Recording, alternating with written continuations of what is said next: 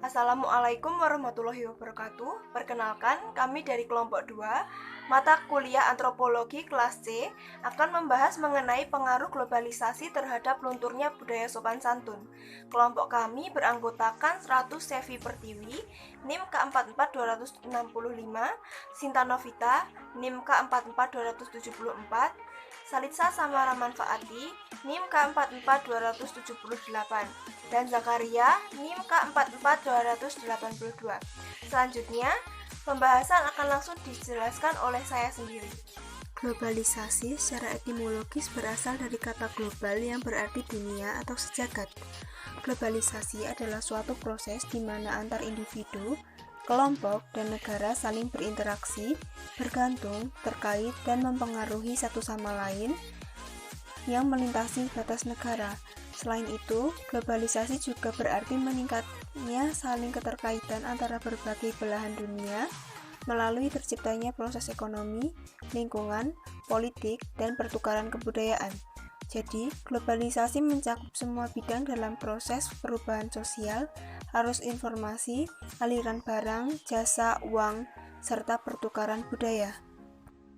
Dampak negatif globalisasi diantaranya, yang pertama, perubahan gaya hidup. Globalisasi mengubah gaya hidup menjadi lebih modern dan juga konsumtif. Beberapa orang memilih pola konsumsi yang berlebihan dan juga boros. Gaya hidup individualis dan juga materialistis juga termasuk dalam menjadi pengaruh negatif globalisasi. Yang kedua, ketergantungan pada negara maju. Negara berkembang menjadi korban dari globalisasi. Hal tersebut lantaran negara berkembang cenderung belum siap menghadapi globalisasi karena sarana dan prasarana ekonominya yang masih kurang. Hal tersebut membuat negara berkembang mencari pinjaman dari negara maju yang mengakibatkan negara maju tersebut dapat mengelola sumber daya alam dari negara berkembang secara bebas. Yang ketiga, terkikisnya nilai dan budaya asli. Perkembangan dan perubahan di dunia modern cenderung menggerus nilai-nilai budaya asli.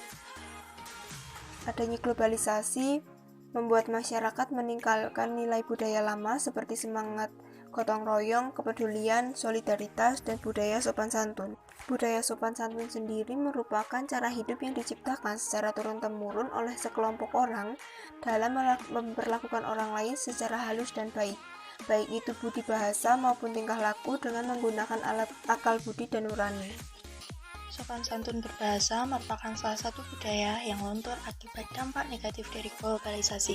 Generasi sekarang cenderung tidak lagi menggunakan bahasa yang sopan ketika berbicara, melainkan menggunakan bahasa-bahasa kasar yang sering digunakan ketika di tongkrongannya. Lunturnya budaya sopan santun dari generasi ke generasi sudah bukan hal yang tidak lumrah lagi di kalangan masyarakat jika mendengar atau membicarakan pembicaraan mengenai lunturnya budaya sopan santun. Dan biasanya kalimat ini seringkali ditujukan kepada para anak-anak remaja atau istilah lainnya ABG atau anak baru gede. Dan menurut saya, lunturnya budaya sopan santun ini memiliki bentuk yang berbeda-beda tergantung generasinya. Dan di sini saya akan membagi hal tersebut sesuai generasi yang sudah umum di telinga masyarakat. Antara lain generasi X, generasi Y atau generasi milenial, generasi Z. Pada generasi X, generasi yang lahir pada tahun 70 hingga 80-an, lunturnya budaya sopan santun yang terjadi pada generasi tersebut itu menurut saya dikarenakan adanya proses masuknya budaya luar negeri. Seperti contohnya dalam bidang musik itu ada genre rock. Menurut penelitian di Utrecht University di Belanda, para remaja yang suka mendengarkan genre musik ini cenderung melakukan kejahatan-kejahatan ringan.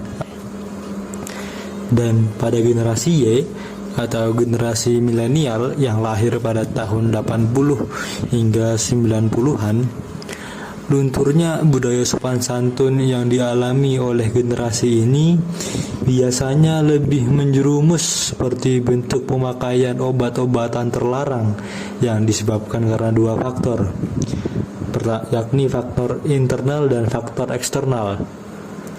Pada faktor internal, ada dua tahap dalam kehidupan. Pertama, terbentuknya perasaan akan konsistensi, dan pada tahap kedua, tercapainya identitas peran. Dan di sini, kenakalan remaja terjadi dikarenakan gagal mencapai tahap yang kedua.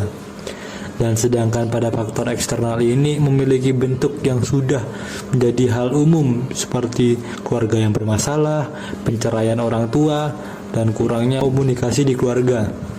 Dan hal tersebut tentu saja bisa menjadi sebuah pemicu bagi munculnya perilaku negatif bagi remaja. Dan pada generasi Z yang lahir pada tahun akhir 90 hingga tahun 2010, lunturnya budaya sopan santun ini sangatlah bermacam-macam. Dan kita ambil contoh mudahnya pada bidang teknologi yang sudah semakin canggih seiring berkembangnya zaman. Anak-anak remaja di sini atau anak-anak remaja generasi Z ini suka menyalahgunakan bagaimana teknologi itu seharusnya digunakan.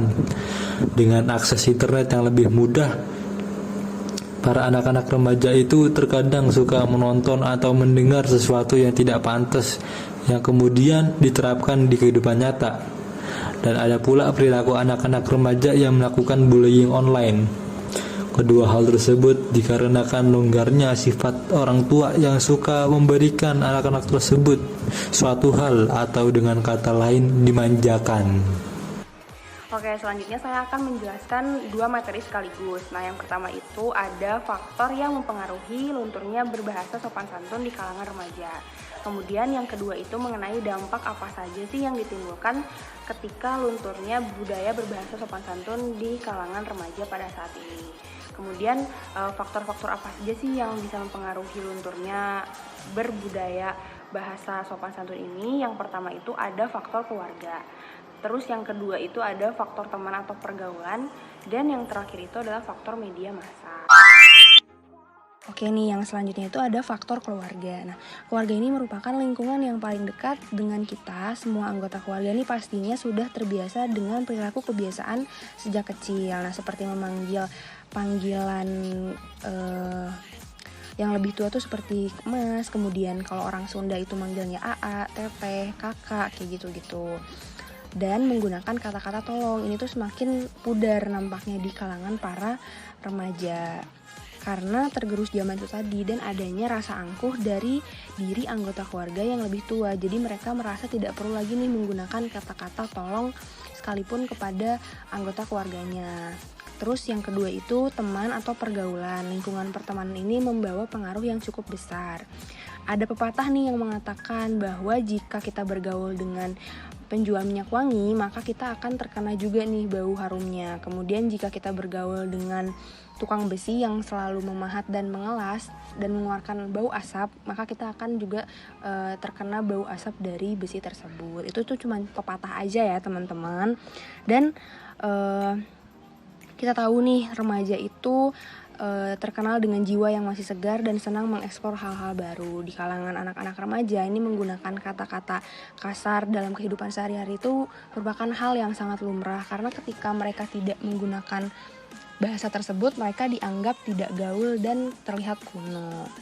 Kemudian yang terakhir itu faktor media massa. Saat ini banyak sekali nih tontonan yang kurang mendidik, mulai dari adegan perkelahian, kemudian perkataan-perkataan yang kasar dan kotor yang bisa ditonton oleh semua anak-anak, apalagi anak kecil.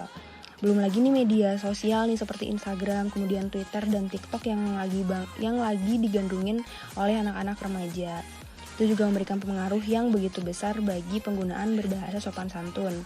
Kemudian anak-anak kecil itu juga sudah bisa mengakses handphone pribadi ya, jadi mereka gampang sekali untuk menyerap berbagai informasi dari luar tanpa mengetahui bahwasanya itu hal yang baik atau tidak. Kemudian dampak dari lunturnya berbahasa sopan santun. Dampaknya itu ada dua teman-teman. Yang pertama itu dampak positif dan yang kedua itu dampak negatif. Nah, dampak positifnya itu bisa membawa perubahan dalam bidang teknologi, komunikasi, dan juga informasi. Kemudian yang kedua itu dampak negatif.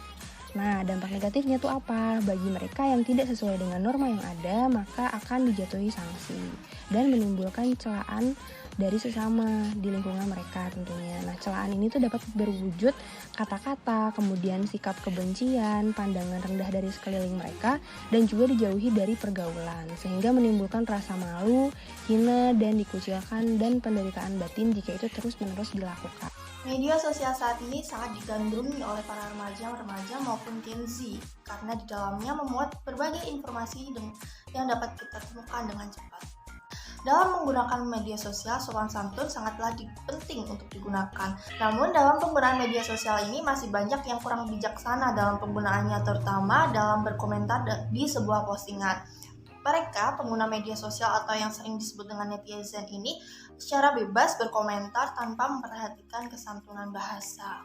Sebuah riset dilakukan oleh Microsoft bernama Civility, Safety, and Interaction Online 2020 dengan melibatkan kurang lebih 16.000 koresponden yang bertujuan mengukur tingkat kesopanan dari para pengguna internet ketika mereka berinteraksi di dunia maya. Dalam survei tersebut, Indonesia dinobatkan sebagai netizen yang paling tidak sopan se-Asia. Akibat dari survei tersebut, kolom komentar Microsoft dibanjiri oleh komentar netizen Indonesia dari tingkah tersebut seperti membenarkan bahwa netizen Indonesia ini memang netizen paling tidak sopan. Hingga pada akhirnya, Microsoft memutuskan untuk mematikan kolom komentar pada akun mereka dikarenakan banyak komentar yang diterimanya. Tentu saja ini bukanlah suatu hal yang membanggakan bagi kita. Julukan tersebut menjadi sebuah cermin bagi kita semua untuk lebih bijak bermedia sosial, terutama dalam menggunakan bahasa yang sopan ketika berkomentar.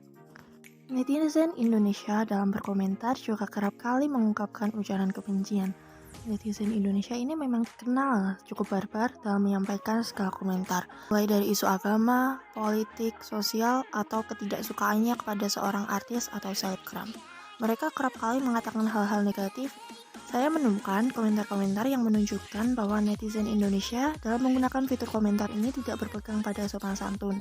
Salah satu contohnya adalah pada postingan Instagram Han So-hee, yaitu pemain drama Korea World of Merit yang sempat heboh. Han So-hee ini dalam drama tersebut berperan sebagai Hyo Da-kyung, selingkuhan dari Lee Tae-oh yang telah memiliki seorang istri. Keberhasilan Han So-hee dalam memerankan selingkuhan tersebut membuat beberapa oknum terbawa perasaan hingga ke dunia nyata. Sampai pada akhirnya, komentar Instagram Han So-hee dibanjiri oleh komentar-komentar kebencian karena perannya tersebut. Ini termasuk sebuah kejadian yang sangat memalukan dan tidak terpuji. Netizen Indonesia tidak bisa membedakan antara dunia nyata dengan peran di sebuah drama. Kata-kata yang dilontarkan juga bukanlah kata-kata yang sopan, malahan cenderung komentar yang berujar kebencian dan makian. Pembudayaan budaya sopan santun berbahasa di sekolah. Yang pertama, guru sebagai model dan juga contoh. Guru memberikan contoh dan menjadi seorang model yang dapat ditiru oleh siswa, sehingga sikap sopan santun dalam berbahasa dapat dengan mudah ditanamkan kepada siswa. Yang kedua, pembiasaan dasar-dasar sopan santun melalui kegiatan pembelajaran. Guru mengajarkan siswa untuk menghormati orang yang lebih tua dan teman sebayanya dengan menerapkan hal dasar seperti meminta izin saat meminjam sesuatu dan juga mengatakan terima kasih. Hal-hal dasar tersebut dapat diterapkan dalam kegiatan pembelajaran. Dalam sesi kali ini, saya akan membawakan materi mengenai pembiasaan budaya sopan santun berbahasa ketika berada di rumah atau di area sekitar rumah. Yang pertama itu, janganlah untuk menggunakan kata-kata yang kasar dan dianjurkan jangan untuk berbicara keras kepada orang tua atau orang yang lebih tua dari kita, seperti kakak, nenek, kakek, paman, dan lainnya. Yang kedua, hindarilah perkataan-perkataan yang suka meminta seenaknya kepada orang tua. Hal itu merupakan sebuah contoh tidak sopan. Yang ketiga, sudah sepastinya jangan untuk menyela perkataan orang tua yang sedang berbicara, apalagi disela dengan omongan yang keras. Dan yang keempat, sebaiknya gunakanlah kata-kata yang baik supaya kita menjadi panutan contoh bagi yang lebih muda dari kita. Selanjutnya, pembiasaan sopan santun berbahasa di media sosial. Untuk memulai pembiasaan sopan santun berbahasa yang baik di media sosial, lebih dulu kita belajar untuk berkomentar menggunakan bahasa yang baik dan tidak kasar. Apabila kita masih sulit untuk menggunakan bahasa yang baik dan tidak kasar dalam memberikan sebuah komentar, alangkah baiknya untuk kita berpikir dahulu sebelum memberikan sebuah komentar.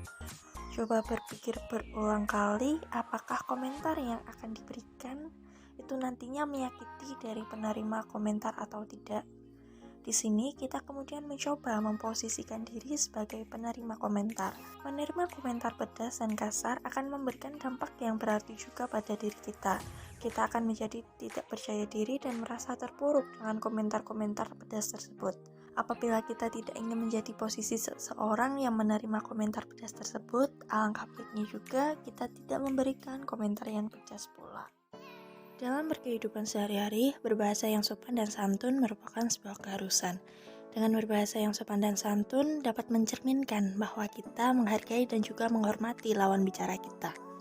Namun, di era globalisasi saat ini, penggunaan bahasa yang sopan dan santun juga mulai terkikis di kalangan muda yang menjadi masa depan bangsa.